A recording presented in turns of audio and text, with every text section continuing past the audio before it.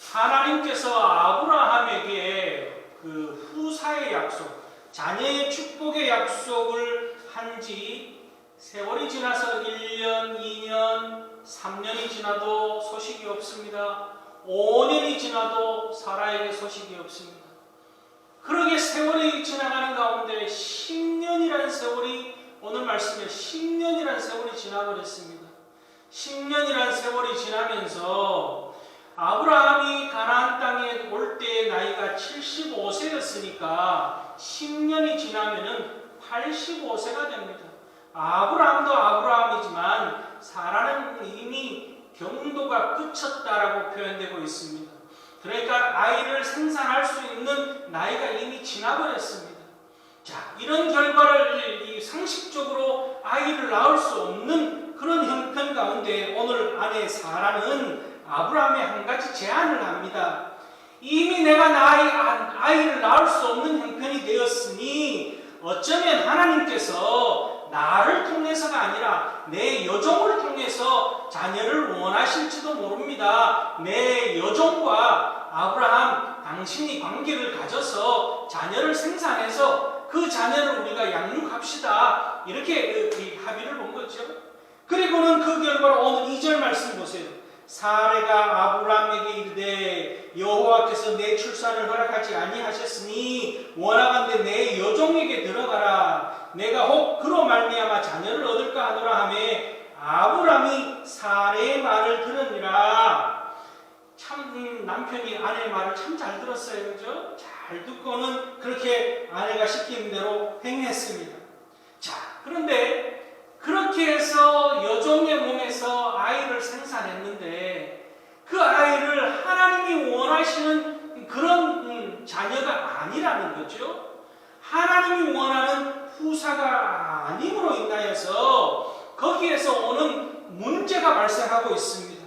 오늘 이 문제가 생기는 것들을 통해서 아브라함의 모습을 통해서 또한 우리가 귀한 교훈을 얻을 수 있습니다.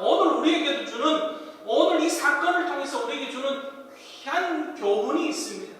오늘 이 모습을 통해서 교훈을 얻고 우리 가운데 큰 하나님의 은혜를 깨닫는 복 있는 시간 될 수 있기를 바랍니다.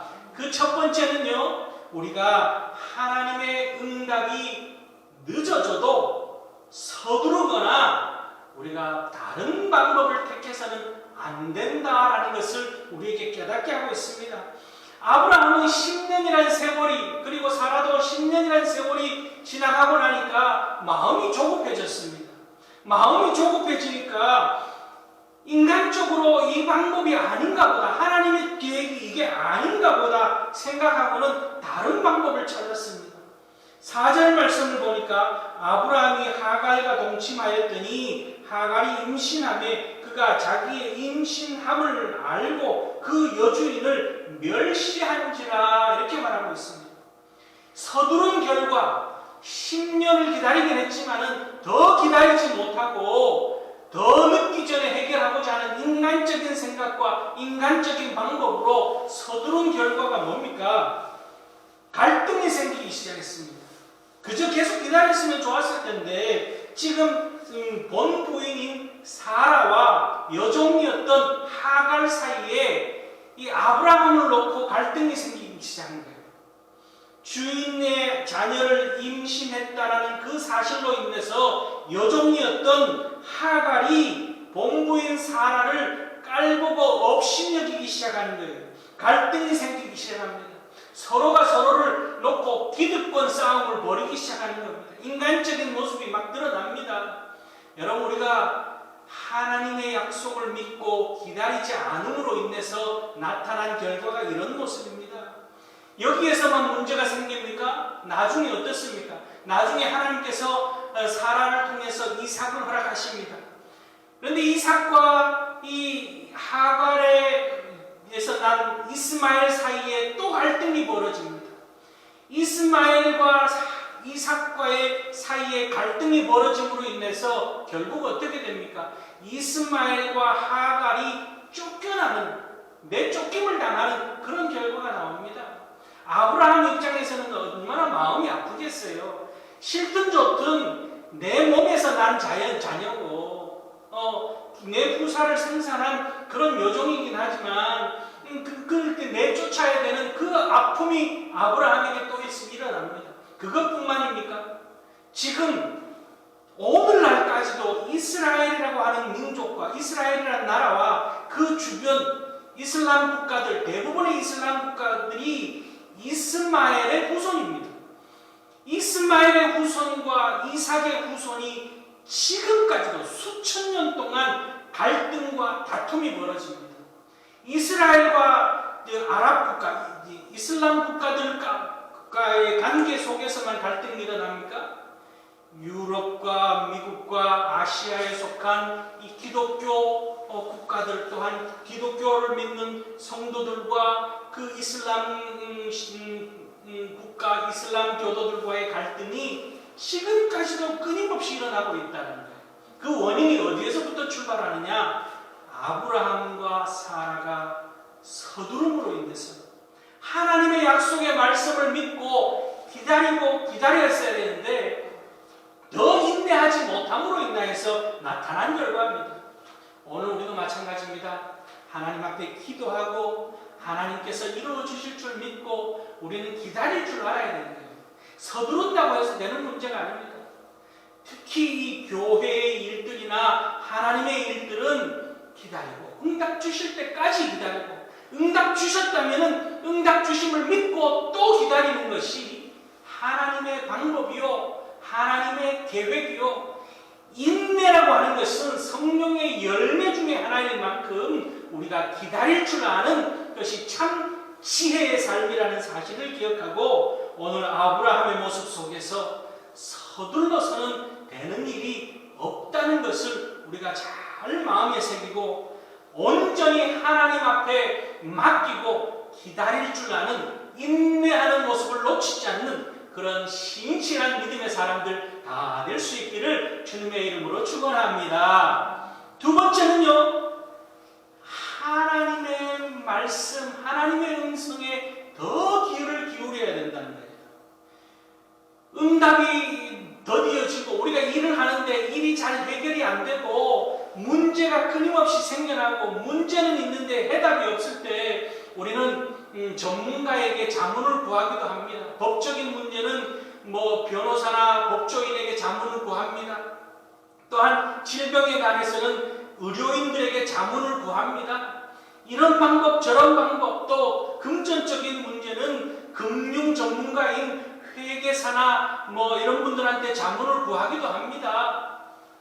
그래서 우리가 도움을 얻기도 하지만 그것이 온전히 다 옳은 것만은 아니다라는 거죠. 그 자문을 구한 것으로 인해서 오히려 낭패를 당할 수도 있다라는 겁니다. 사람에게 도움을 구했을 때 오는 결과는 그럴 수 있다는 거죠. 오늘 아브라함이 아내 사라의 말씀 이야기를 충고를 잘 들었습니다. 물론 남편이 아내의 말을 듣는 것이 틀린 것은 아닙니다. 잘 들어야죠. 사라의 말에 일리가 있습니다. 사라가 한 말에 고개가 끄덕여집니다. 그렇다면 사라의 말을 듣고 고개가 끄덕여졌다면 그대로 옮기기 전에 한 번쯤은 하나님 앞에 아브라함이 물었어야 된다는 거죠. 하나님, 아내 사라와 내 생각은 이렇습니다. 하나님 뜻은 어떻습니까? 하나님 응답해 주십시오. 우리가 생각하고 우리가 계획하는 이 방법이 하나님 옳습니까?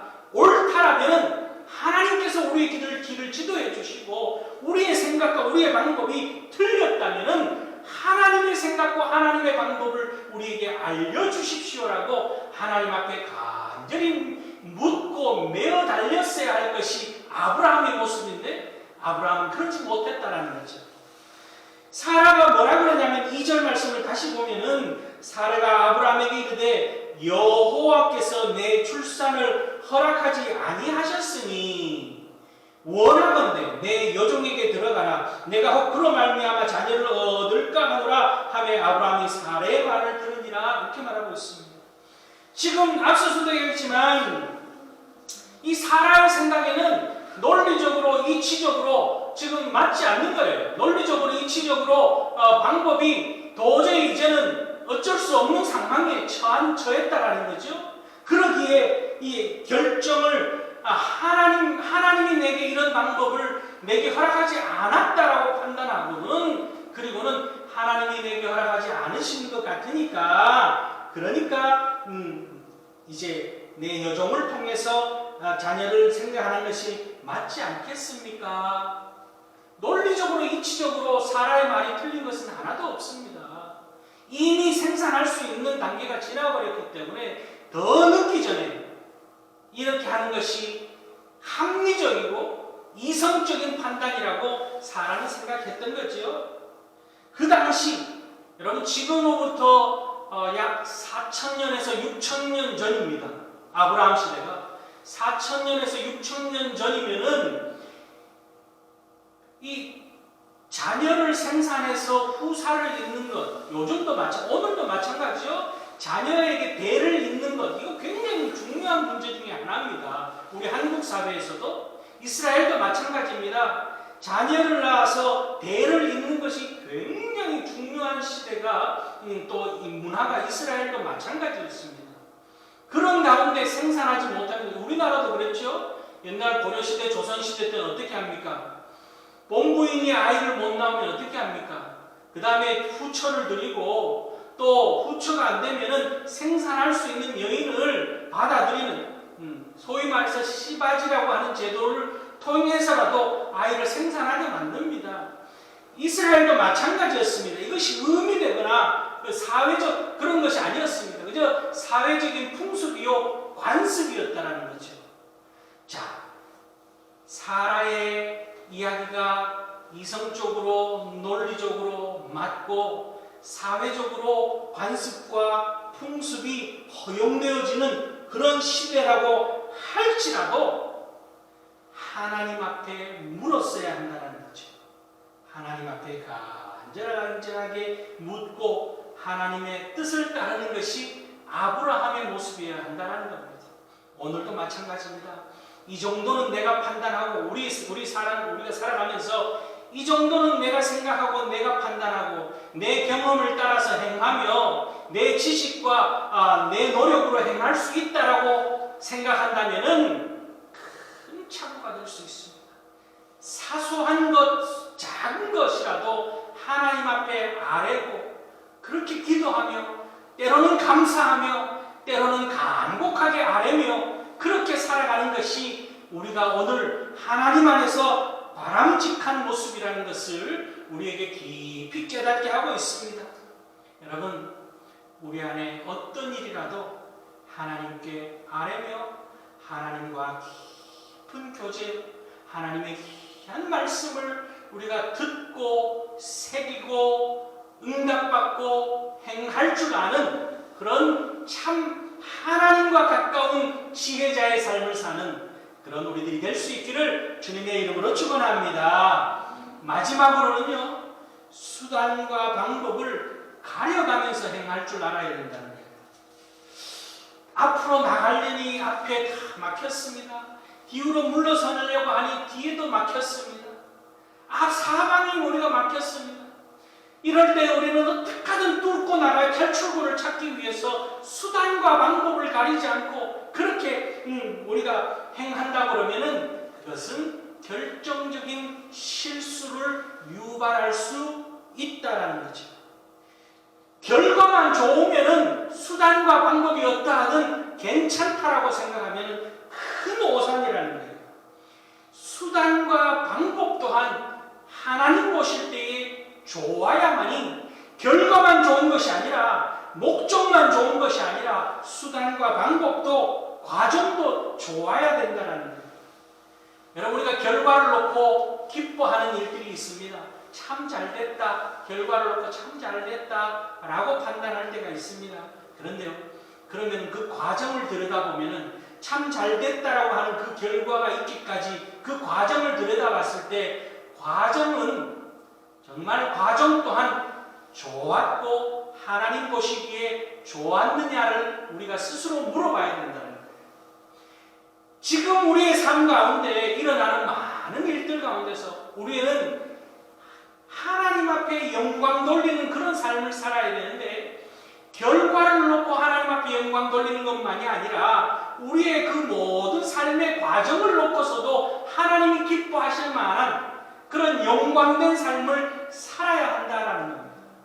오늘 아브라함은 그렇지 못했습니다. 자녀를 생산해야 된다라고 하는 그 목적을 가지고 그 과정을 이어가는 그 과정이 하나님이 기뻐하실 만한 과정이 아니었음을 우리는 볼 수가 있습니다. 세상에 많은 사람들이 결과를 소중하게 여깁니다. 그러다 보니까 과정의 소중함을 건너뛰려고 합니다. 어떻게 하든 물질적으로 풍요로우면 된다라고 생각하고, 어떻게 하든 나만 여유 있으면 된다고 생각하는 그런 인본주의적인 이기적인 생각들이 참 팽배한 세상 속에 삽니다. 그러나 여러분, 우리는 믿음의 사람입니다. 아브라함만 믿음의 사람이 아니라 오늘 이 땅에 있는 모두가 아브라함과 같은 믿음의 사람들입니다.